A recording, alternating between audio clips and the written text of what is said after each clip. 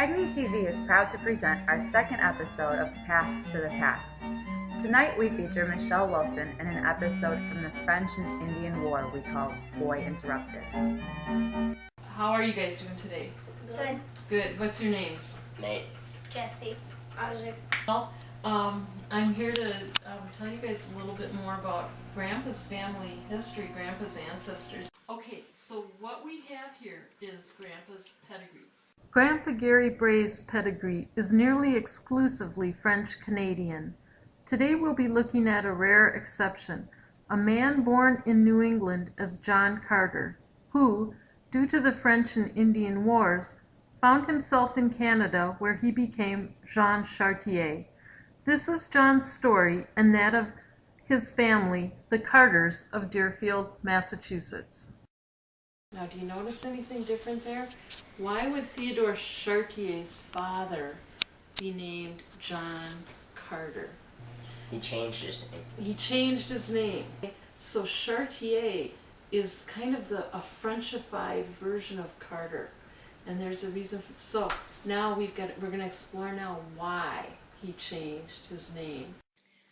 The first New Englanders could till the soil and expect a harvest. Their children and grandchildren were every hour in jeopardy of death or of a merciless captivity. Emma Lewis Coleman, New England captives carried to Canada.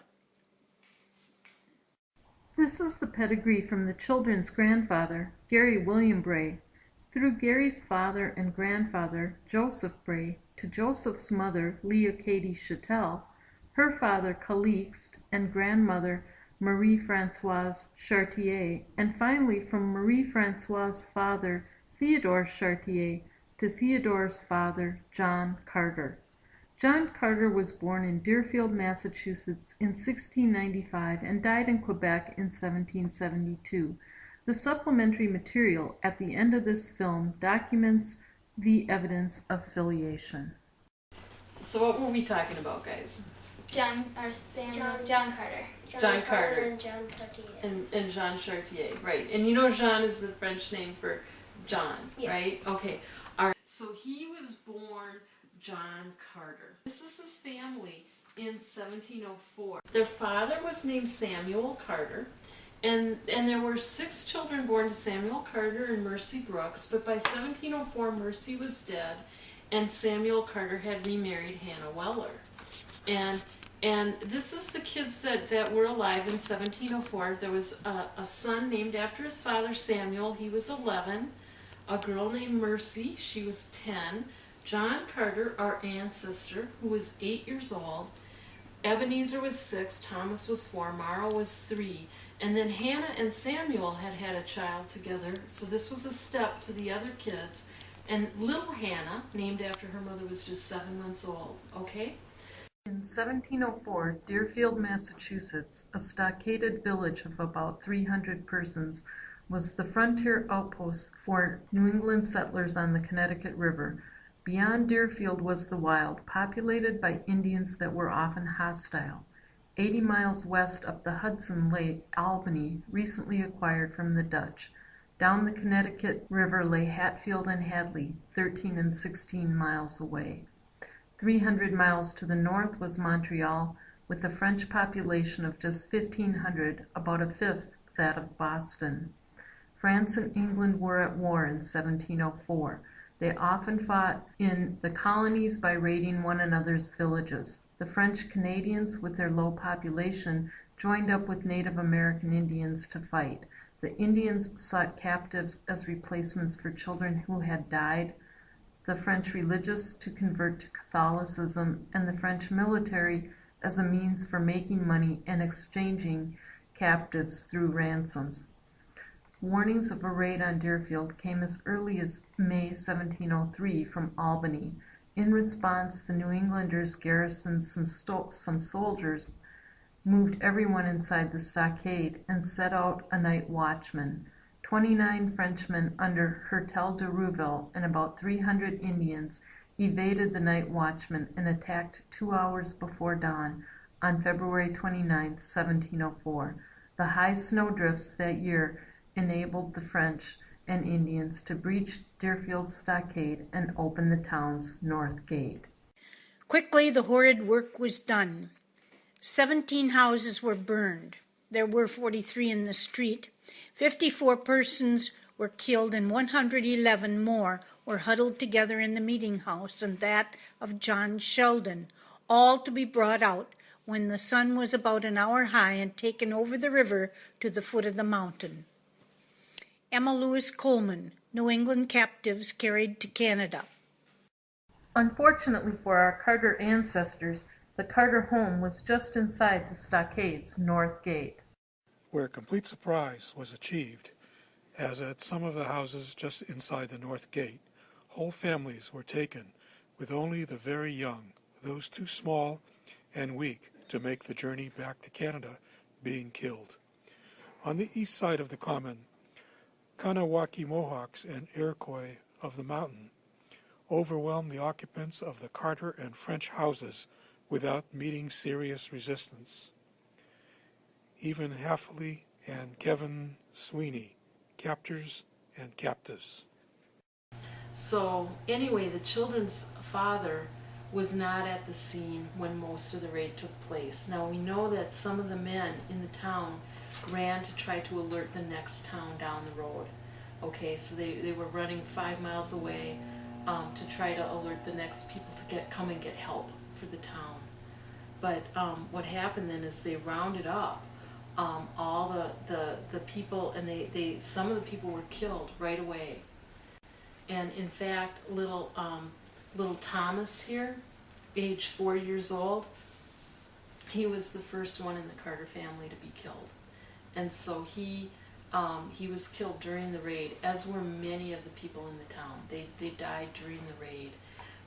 But when the raid was over and the New Englanders were ready to surrender, then they gathered up all the people that were left and they brought them into 2 different houses and they asked them to get warm clothes. And what do you suppose happened then? They left?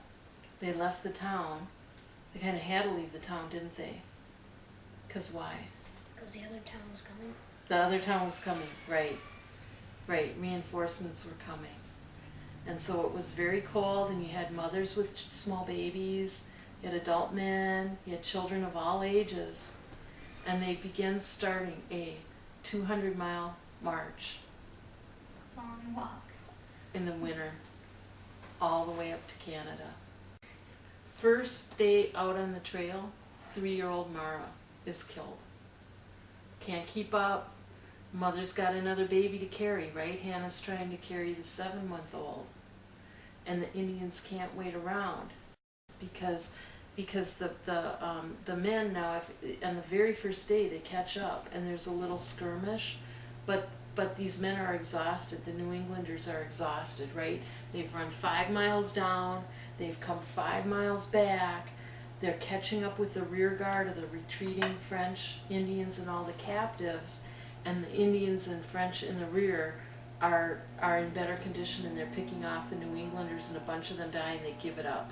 And they let the Deerfield and Indian and French party begin their march. And after that, they don't try to capture them back. So, for clothing, was there a lot of it, or did people actually freeze because of lack of clothes? When they gathered up the people before the march, the first thing they told them to do was to gather warm clothes, because they knew that without warm clothes they couldn't survive the march, right? Guess what the problem was the first couple days of the march? Their feet. New Englanders did not have proper footwear for marching in the snow. And so frostbite on the feet was a problem, but the Indians had thought of this. And 2 days into the march, they had this huge cache of moccasins in all different sizes ready to go. They marched at a great pace, as if they desired to kill us all, for they traveled 35 or 40 miles a day. Their manner was, if any loitered, to kill them. Stephen Williams. What befell Stephen Williams in his captivity? On the 5th day of the march, 4 married women were killed, including the Carter children's stepmother, Hannah, By then, Hannah's own infant, also named Hannah, had already died on the march. The remaining Carter children, Samuel, John, Mercy, and Ebenezer, survived the harrowing journey to Canada. And the interesting thing about the Carter family then is that the kids all kind of went in different directions. We will return to Paths to the Past after a short message from our sponsor. CAGNY is Chicagoland's most forward-leaning genealogy group. We find out more about our ancestors, and we find it fast. CAGNY hosts monthly meeting programs, hands-on workshops, annual road trips, socials, special interest groups, and more. Our fully interactive website, cagny.org, puts members in touch. Be where the action is at. Join CAGNY today. And the interesting thing about the Carter family then is that the kids all kind of went in different directions. Samuel Carter, the children's father, is said to have discovered the body of his youngest son on his doorstep the day after the raid. He moved to Connecticut, where he married a third time to Lois Sension by 1706. Ebenezer, the youngest Carter child to make it to Canada, was returned to Albany in February 1707 for ransom by his native captives. Samuel petitioned the General Assembly for assistance with his losses from the raid, including the 24 pounds he borrowed to redeem Ebenezer. The petition was not granted. John Carter's sister Mercy was taken in and raised by Kanawaki Mohawks. Kanawaki was a large village outside Montreal connected with a Jesuit mission. Mercy remained at Kanawaki, married a Mohawk, and had at least 3 children. A book for young people, The Ransom of Mercy Carter, by Caroline Cooney, is a work of historical fiction based on Mercy's life during the time of the raid. The rapid conversion of the captive children was a source of deep distress to their New England elders. A returned captive named Titus King deplored the quick conversion of those children who, like Mercy, were taken in by the Indians. Captivity is an awful school for children when we see how quick they will fall in with the Indian ways. Nothing seems to be more taking. In 6 months' time, they forsake father and mother, forget their own land, refuse to speak their own tongue, and seemingly be wholly swallowed up with the Indians. Titus King, returned captive. The brothers Samuel Carter Jr. and John Carter were probably originally taken by the Iroquois of the mountain, whose village was on Montreal Island and associated with the Sulpician mission. Life for captive boys with these Iroquois could be cruel.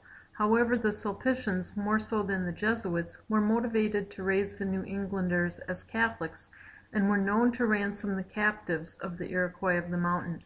This is probably what happened to John and Samuel Jr. Tradition says that Samuel Jr. died at age 22 when he drowned in the St. Lawrence River. He was said to be engaged to a Deerfield captive. John was known to be in servitude with the Sulpicians, nearing age 18 when Reverend John Williams and Colonel Stoddard attempted to ransom him back to New England in 1714. So, why did Samuel pick Ebenezer to be his son that he ransomed back? Samuel Carter did not get to go to Canada to do the ransoming, but a couple other men went to try to ransom back people, and for whatever reason, Ebenezer was returned to the people that were doing the ransoming. Now, John Carter was approached by Reverend Williams to try to be ransomed back. And there's a whole story that one of the old historians tells in her book about the experience of John Carter, a Deerfield youth. Having expressed his willingness to go by land, if only he may go home, the governor says, "If John will say this before me, he may go." Carter, being sent for, is at first awed by the governor's presence and denies that he has any desire to return, but is afterwards repeating what he had before said to Mr. Williams. Devon Roy is very angry, uses the lad roughly, and tells him he is to wait for the ship. This scene is frequently reenacted till John at last is overpowered. retracts his wish, and remains forever in Canada. Alice C. Baker, True Stories of New England Captives. John Carter, now Jean Chartier, left an extensive historical record. The record shows that John transcended the harrowing experience of the raid to become well-connected and successful as he engaged with the French, the English, the Indians, and even the Dutch. Here we see his 1718 marriage to Marie Courtemanche at Rivière des Prairies, located near the Sulpician Mission and the Iroquois of the Mountain Village on Montreal Island. The abstract shows that Jean's marriage record was well attended by churchmen, as expected since Jean grew up serving the Sulpicians. After the marriage, Jean was granted land on Montreal Island by the Sulpicians. Jean and Marie began having children, and Jean expanded his land holdings. Jean was officially baptized Catholic at age 28. In 1725, Jean accepted a land grant in the Richelieu River Valley, land ironically granted to him by the brother of Hertel de Rouville, the French leader of the 1704 Deerfield raid. Jean and Marie eventually had 9 children. At 44, Jean signed on as a voyageur, working the fur trade under Paul Morin de Mogue, commander of Baie Verte, known today as Green Bay, Wisconsin. At 50, Jean went into business with the Montreal governor's daughter, Françoise Louise de Ramsay, on a sawmill located on Ruisseau Chartier, Carter Creek in English, as it is still known today. Jean remained active in land trading throughout his life into his late 60s, as multiple land records attest. Perhaps most interesting is that Jean maintained contact with his Kanawaki Mohawk sister Mercy and Mercy's children, and with his New England brother Ebenezer, for in 1736 a letter was left in Albany, New York, for Ebenezer.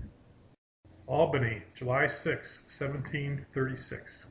This is to let you know that your brother John Carter has come from Canada in Albany, and the people in Albany did advise him to go afoot to Norwalk. We advised him to go with this man William Hobus, for reason he was afraid your brother should lost himself, for he know not the road. When he has delivered your brother, do your best endeavors to make him stay by you and to bring him to repentance. Love your brother, for love is of God.